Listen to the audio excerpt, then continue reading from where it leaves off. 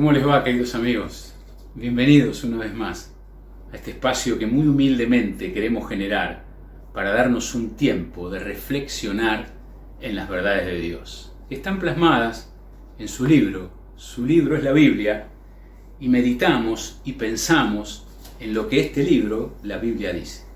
En esta oportunidad vamos a leer 3 versículos del Evangelio de Juan. Estos 3 versículos del Evangelio de Juan son la antesala a la crucifixión de Jesús. En estos 3 versículos empieza hablando el conocido procurador Poncio Pilato y se está dirigiendo a un grupo de religiosos ortodoxos judíos, los característicamente enemigos y opositores de Jesús. Acompáñenme en la lectura y en el relato del capítulo 19, versículos 14, 15 y 16 del Evangelio de Juan. Si usted tiene Biblia en su casa, léala, si no también la vamos a proyectar en pantalla. Dice así la Biblia en Juan, capítulo 19, versículo 14, 15 y 16. Eran casi las 12 del día de la preparación de la Pascua. Allí les dijo a los judíos: aquí está el rey de ustedes. Como si acaso lo pusiera a su lado y se los estuviese mostrando.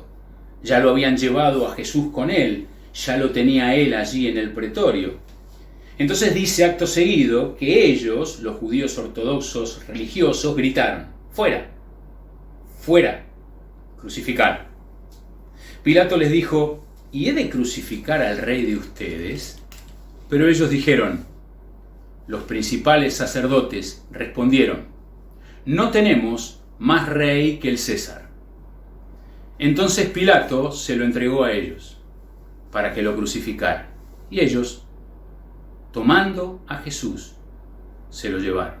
Quiero repetir 3 palabras que aparecen en este versículo, si me los permiten, mis queridos amigos. En primer lugar, los entregó. En segundo lugar, ellos tomaron a Jesús. En tercer lugar, se lo llevaron. Lo entregó, lo tomaron y se lo llevaron. La crucifixión de Jesucristo es un hecho totalmente conocido, probado, tanto por la historia cronológica como hasta por la ciencia, la arqueología. Aún independientemente de la fe y de la religión de cualquiera, aún el mundo no comprendido dentro del mundo llamado occidental y cristiano, todo el mundo sabe, cree y entiende que hace como 2000 años un hombre llamado Jesús, que tenía un grupo de seguidores y que tenía un mensaje espiritual trasladable a las personas, todo el mundo cree que ese hombre, injustamente en una especie de sociedad entre poderes religiosos y políticos, fue colgado en una cruz y matado injustamente.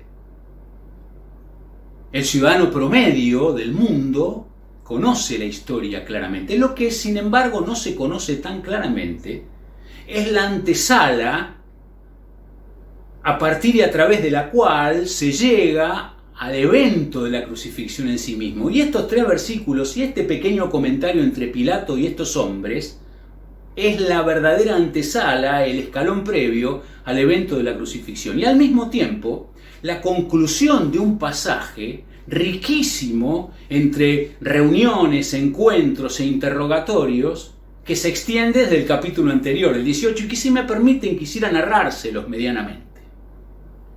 Todo empieza en aquella oportunidad en que Judas Iscariote, acompañado de los alguaciles, fuerza política policial del judaísmo, y los soldados, fuerza armada del Imperio Romano, más algunos más, en una pequeña compañía, llegan para prender a Jesús. Allí viene el conocidísimo beso de Judas y su traición.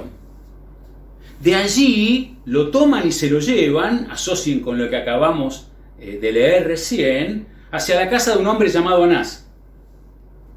Anás era el suegro de Caifás. Caifás era el sumo sacerdote de la región y de aquel lugar. Anás era un hombre referencial para todo lo que tenía que ver con los religiosos ortodoxos. Para ellos sería muy importante que Anás pueda observar algo en la vida de este Jesús. Y allí lo tienen en su casa a Jesús con Anás. Y Anás es el que inicia el interrogatorio. Y en casa de Anás es donde recibe Jesús las primeras agresiones. Anás, mirándolo, le dice claramente: bueno, contame la doctrina que estuviste enseñando a las personas. Jesús lo mira y con toda su sabiduría les dice: yo enseñé públicamente. Enseñé por muchos lugares. Le enseñé a muchas personas y las personas lo entendieron. Lo estoy parafraseando, ¿no?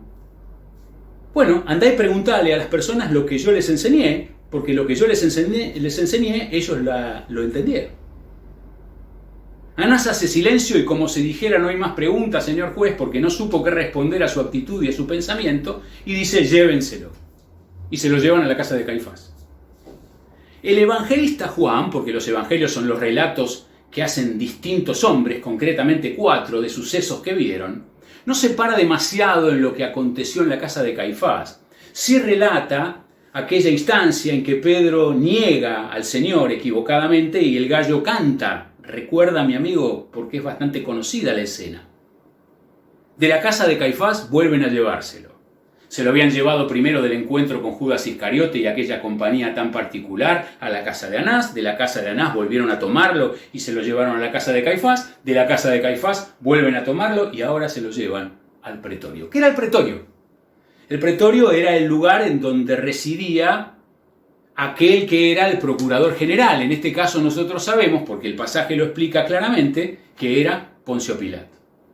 En las mismas escalinatas del pretorio, lugar central de todo lo que tenía que ver con lo judicial, lo comercial y lo socialmente relacional, por esa razón Pilato era un hombre verdaderamente fuerte, en ese preciso lugar entonces llevaron a Jesús. No entraron hasta dentro del pretorio, se quedaron en la escalinata y en la escalinata escuchan del lado de Pilato esta pregunta: ¿de qué acusan a este hombre?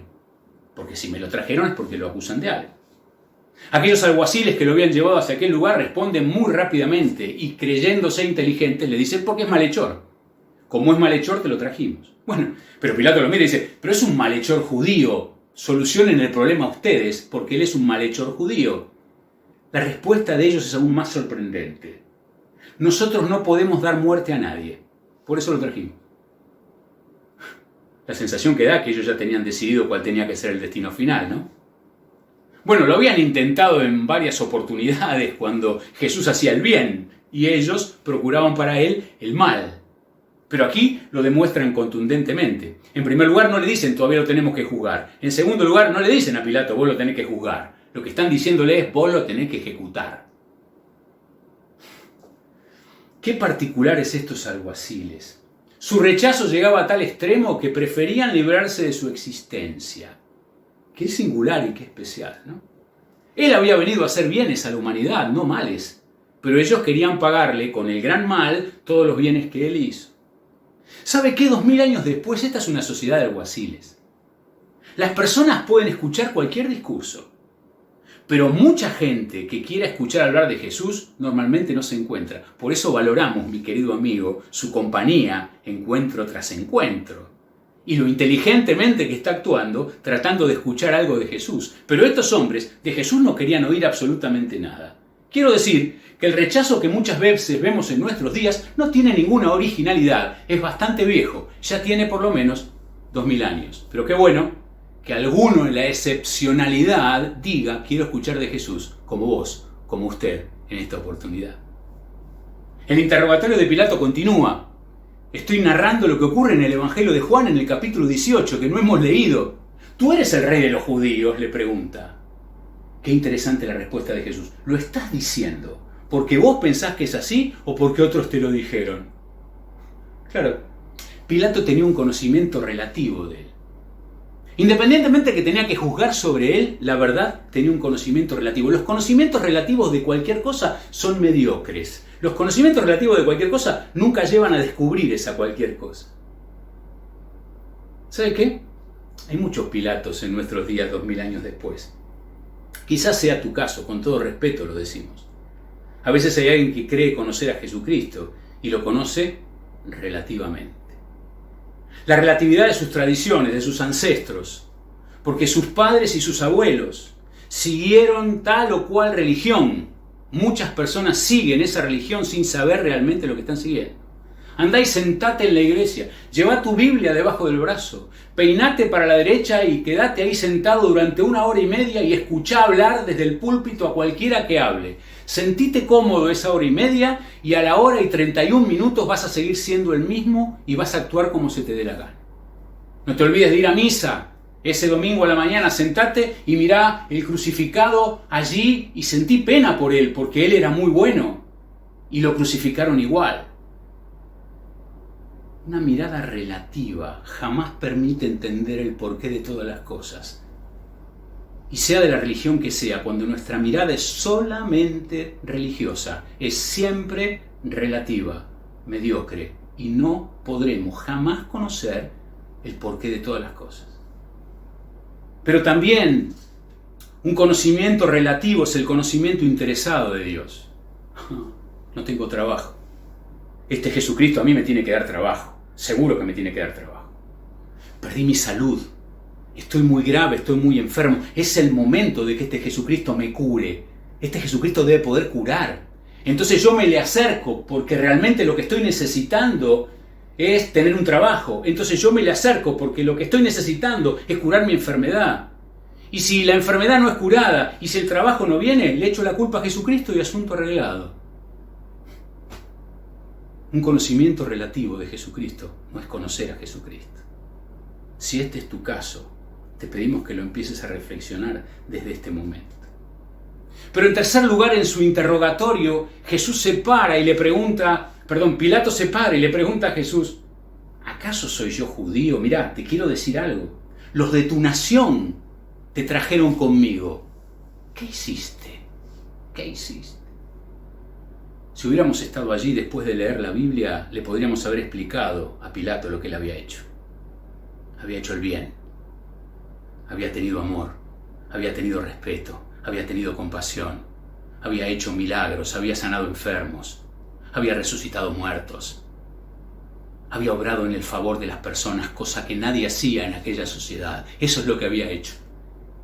Y en el fondo lo que Pilato no podía comprender es que no hallaba en él el más mínimo delito, ni la comisión del más mínimo error. Y Pilato estaba maravillado por quién era el que tenía allí, pero comprometido por todos los que estaban afuera.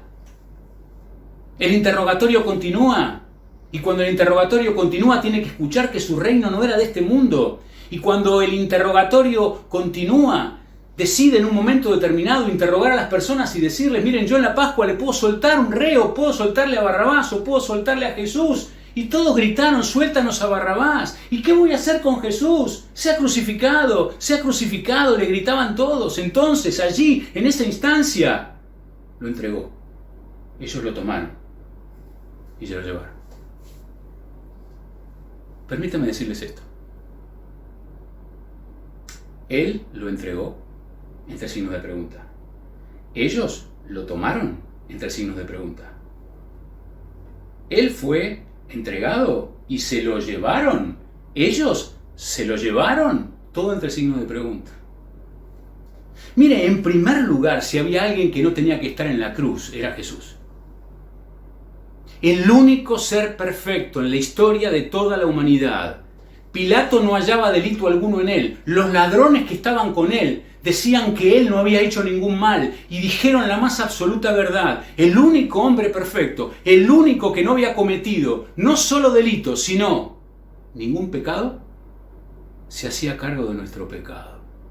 Mi amigo, mi amiga, nuestro problema es el pecado. Y Jesús vino a la cruz por nuestro pecado y se entregó en la cruz por nuestro pecado, porque ninguno de nosotros, como dice Proverbios 29, ninguno de nosotros puede decir, yo he limpiado mi corazón, limpio estoy de mi pecado, porque nuestro pecado es lo que nos ha alejado de Dios. Cristo vino a tomar nuestro pecado y Él no tendría que haber estado allí. Usted y yo sí, por pecadores que no pueden limpiar por sí mismos la mugre del pecado en el alma. Lo que lastima, lo que fractura, lo que separa, es estar separados de Dios, irremediablemente.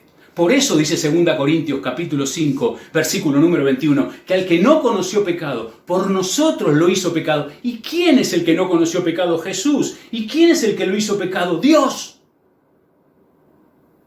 Entonces esto es parte de un plan. Claro que es un plan absolutamente orquestado por Dios, como dice Hechos 2, versículo número 23, tan claramente. Esto es un plan totalmente armado, finiquitado y armado por Dios, absolutamente. Cuando dice Hechos 2:23, que Él fue entregado con el conocimiento y el consejo anticipado de Dios, como parte de un plan, para que usted y yo podamos solucionar el problema de nuestra alma, el problema del pecado que nos ha alejado de Dios. Cristo se puso en el medio para llenar ese espacio de alejamiento. Lo que demanda Dios para cada uno de nosotros es que busquemos la solución, entendiendo que la solución está en primer lugar en reconocernos pecadores e ir a buscar a Cristo,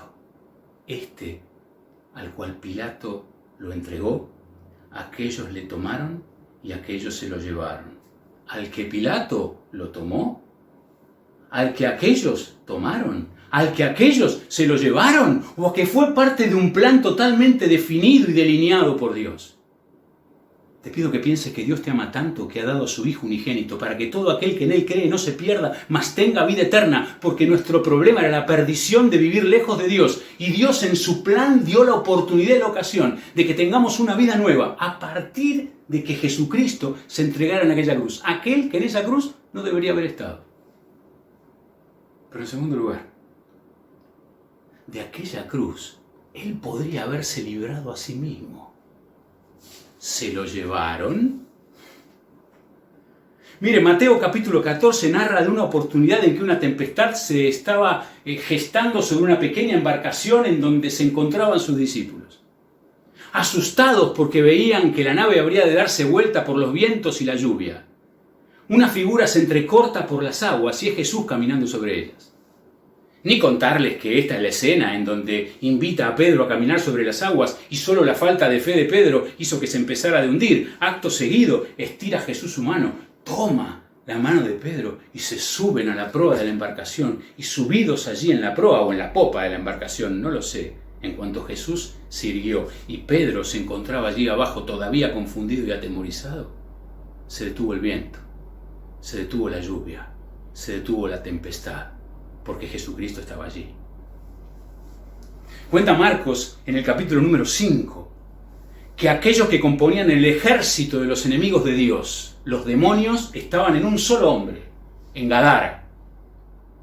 Dice que a la sola orden de Jesús, Marcos 5, de que aquellos demonios se trasladasen a unos cerdos que se encontraban allí, y que después los cerdos salieron y se cayeron por el despeñadero y murieron todos. Todos y cada uno de los demonios obedecieron lo que Jesús les dijo. Pero como para muestra falta solo un botón, en Juan 11 se nos cuenta que un gran amigo de Jesús había muerto. 4 días después llegó Jesús, se paró delante del sepulcro, muy educadamente pidió que corrieran la piedra fue corrida y él dijo sencillamente: Lázaro, ven fuera. Y el que estaba muerto antes, ahora estaba vivo porque salió caminando de dentro del sepulcro. Y hay quienes dicen, casi simpáticamente, que menos mal que dijo Lázaro, ven fuera, porque si solo decía ven fuera, los muertos de la región saldrían de algún lado y vendrían hasta donde estaba él.